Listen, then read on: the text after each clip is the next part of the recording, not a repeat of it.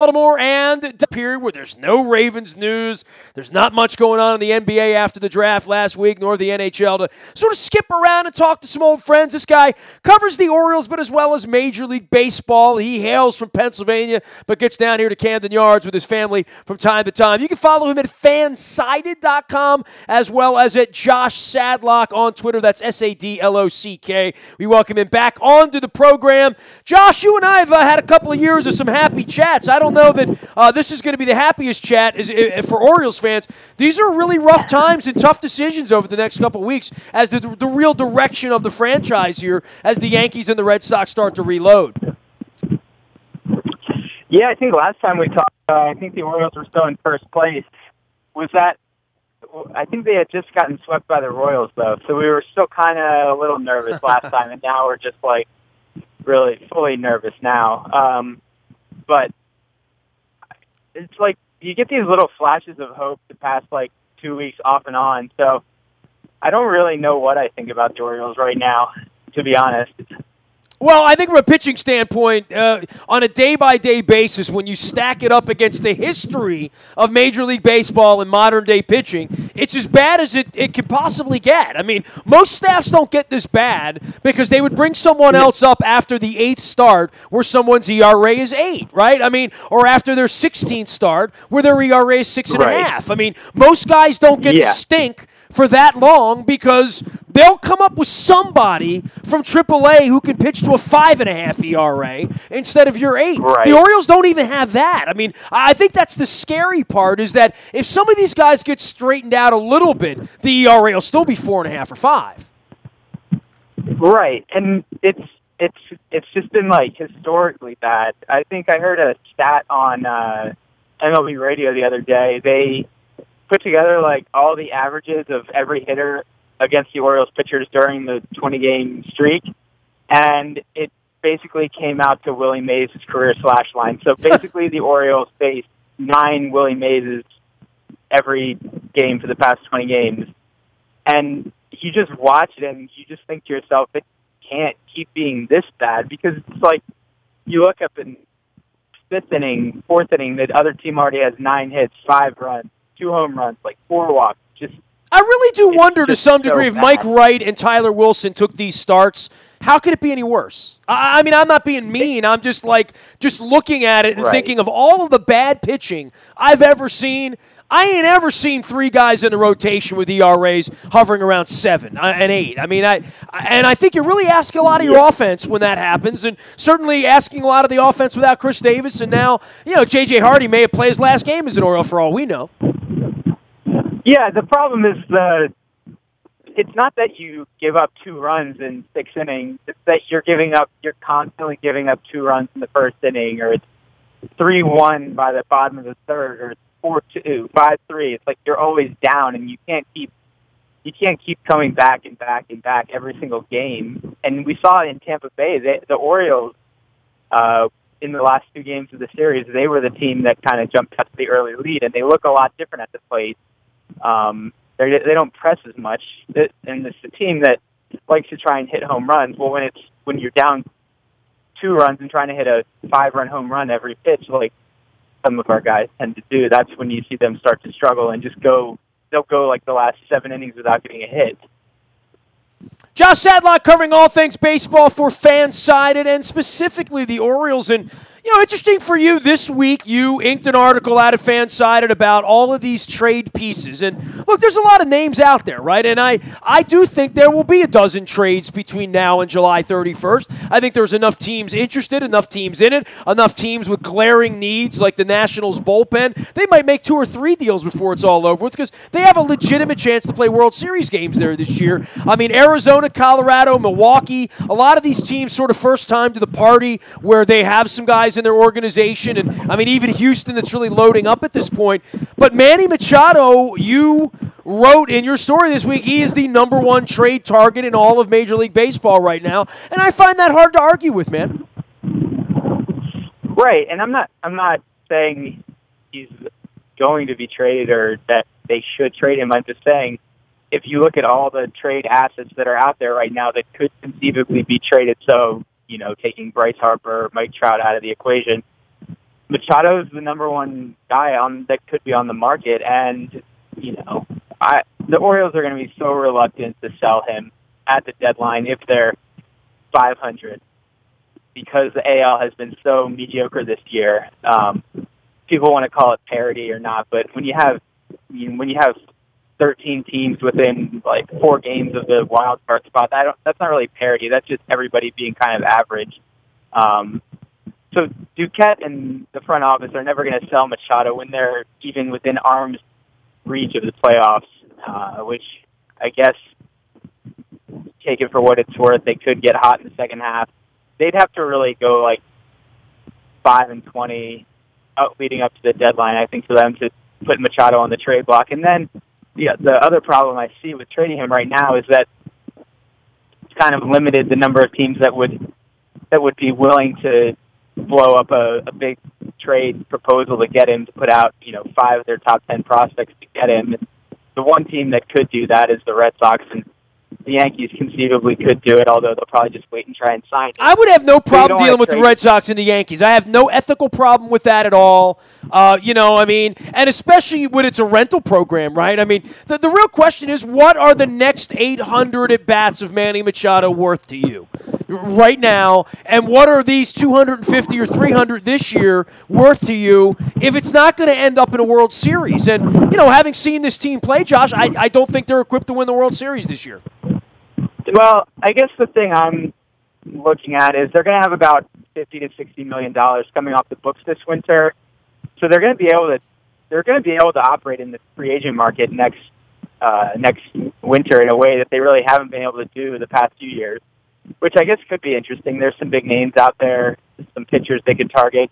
They're going to have so many options that I don't think they'll be super ready to trade Machado this summer. Now, if they really collapse in the second half here and they finish 20 games under 500, then I think what you do is you go to Machado over the winter and you say, here's 12 years, $360 million, that's our best offer, whatever you want to make your best offer. You offer it to him next winter, and if he doesn't take it then that's when you trade him, and you'll have almost all 29 other teams that would at least be interested in making an offer, and I think that's the time they would trade him would be next winter. I guess this winter now. Well, getting him for 2 pennant races is better than 1, and certainly the amount of value I think that they would get at the trading deadline if it were the right team. I mean, if the Red Sox wanted to load up, if they bid the Red Sox and the Yankees against each other, I remember a time when the Orioles, and this is before your time, Josh, because I don't know how old you are, but I know you're younger than me. Every time you see Rick Dempsey, every time you see Scott McGregor, those guys all came in to deal with the Yankees. That at that point, no Orioles general manager, Hank Peters, wanted to deal with the Yankees either. But every time we see Rodriguez, remember, it took 2 to play poker that year when we got Andrew Miller, right? They didn't have any problem making that deal. That is true. No, that's true. I think they would trade with them. I think the Red Sox are probably more inclined to go for someone like Bistakis, and then they can also try to get a starter instead of putting it all in on Machado. And I really don't know what the Yankees are going to do at the deadline. I mean, they've been basically a 500 team the past 2 months, and their starting rotation looks rough. Some of their hitters are starting to come back down to earth. So I think it's going to be interesting. I think the Yankees are better off holding pat this deadline and letting their farm system kind of just stabilize. And if you make the playoffs with this team, then you're kind of playing with the house money. And if you don't make the playoffs, but you didn't blow up your farm system, then you're still going to have so much money to spend in free agency in 2018. Any thoughts on the Orioles offense here and what the wake up call that needs to happen when you're giving up 5 and 6 runs a game? I do think it's a little demoralizing, and I really do expect more out of Machado the second half of the year. He's not a 220 hitter, we know that, but I also don't expect Trey Mancini to be going to the Hall of Fame either. I mean, he's put together Rookie of the Year kind of numbers if it weren't for guys like Clark or Aaron Judge out there. I read an interesting post on Machado this afternoon comparing his contact, all the different contact he's made this year and last year. And he's one of the, I guess, this exit velocity is the new hot thing that MLB is. pumping onto our TVs this season with their StatCast and everything, and it's all like Machado this, hitting the ball 100 miles an hour. He's, top 10, top 5 in the league in average exit velocity, but he's hitting so many ground balls and he's getting so pull happy that he's wasting a lot of his hard contact because he's just pulling it right down third base, pulling it into the shift. They're gonna, you look at the way Chris Davis is shifted against. That's basically what Machado is playing himself into it this season. So if nobody can get him to start hitting the ball to all fields again, like he was early last season, like he was in his first 2 years in the league, then I don't really know what you can do for him. If all he wants to do is settle out to pull the ball and hit home runs, then he's going to keep. He might not ever bat 300 again. He might hit 35 home runs, but he's going to bat 260. We're looking at almost a whole calendar year trend with him batting 250 to 240. So.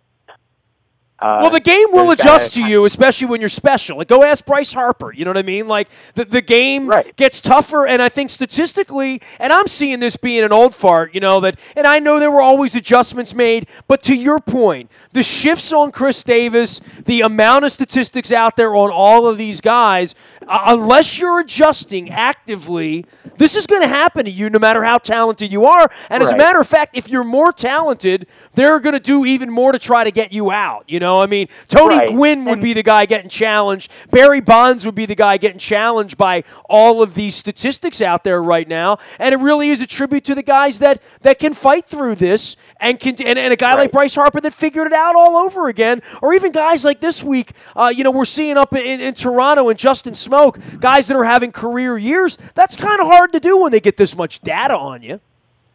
Right, and there's no excuse for Machado to be this pull happy with how talented he is as a hitter.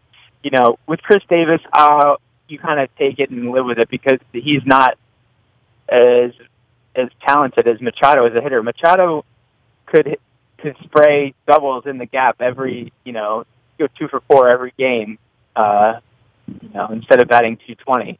Not that he's going to go 2 for 4 every game, but we shouldn't be seeing him batting 220 almost at July 1st. With his talent level, even if he is hitting the ball hard, it's the way he's changed his swing over the years. He's opened his stance a lot more, and it's up to the hitting coach, I guess, now to get him back on track. And the way you get a $400 million deal is hitting home runs, right? I mean, literally, that is the game these days, right? Yeah, that's the game, but somebody will give it to him anyway. But you don't want to be getting paid $400 million and batting 220, and I guess that's just me. I guess looking at it as an observer of the game, I guess Manny won't care if he's making $40 million a year. What his batting average is. He is Josh Sadlock. He writes at Fansided. He's got a piece this week about the top free agents and the trade assets for each organization at Fansided. You can go read that. Manny Machado is number 1, and I don't want to give too much away, but Chris Archer also in here, but a whole bunch of Kansas City Royals. Boy, they really look to cash in here this year after actually having the parade and all of that. And I know it will disappoint their fan base, and I talked to people in Kansas City a few weeks ago, but they could be this year's big Yankees kind of winner where they get back into the winner's circle in 19 and 20 if what they do here this summer works. And I'd love to see the Orioles be a part of that conversation, even though I know they won't do that. No, and the Royals are getting themselves into interesting territory now that they're back at 500 and they're in the playoff race. I think, really the fans are going to get all excited about being closer to the playoff race, but it really would be the best thing for them to kind of cool off a little bit the next 3 weeks and get about 5 or 6 games under 500 so that they can do the right thing and trade Hosmer, because I don't imagine they're going to pay him $200 million. They're not going to pay Moustakas $100 million. I could see them keeping Kane just because I don't think he's a guy that's going to have a ton of value to other teams in free agency the same way that he has value to that franchise. I mean, you could say the same thing about Hosmer. Somebody's going to pay him and turn him into the next Jason Hayward and give him $200 million to hit 20 home runs and have an OPS of about 750, but Well, Chris Davis got his money in the end too, and I as an Oriole fan, as someone that's here, I mean, I knew the day they signed that they were going to rue it. I knew the old man got involved, and it was very obvious they were bidding against themselves. And Duquette and Buck were thinking like, well, when we come and ask for pitching next year, how's that going to go? And it's not going to go. So, and look, at the end of next year, they got Buck, they got Duquette, they got Machado, they got Jones, they got Britton, they got Brock, all up. This is serious business for an organization that historically has not handled its business well when it comes to these kind of decisions. No, it's just you look at the money they spent on Davis, and you look at some of the other players they could have had. We could have had Daniel Murphy and Ian Desmond and a bunch of other. Could have had Jake Arrieta too, but I mean. If my aunt were my uncle. You don't believe in the cutter, so. Hey, man. Hey, it was great having you on, as always, and we'll definitely stay in touch out there on Twitter. We'll send everybody out. Josh Sadlock, Sadlock is the way to find him. Joshua Sadlock out at Fansided as well. Keep the faith, brother. It's summertime. We're going down to Miami for the All-Star game, and before you know it, we'll see the leaves changing around here, right? Yeah, I hope so. I just hope we get better pitching, bro. Yep.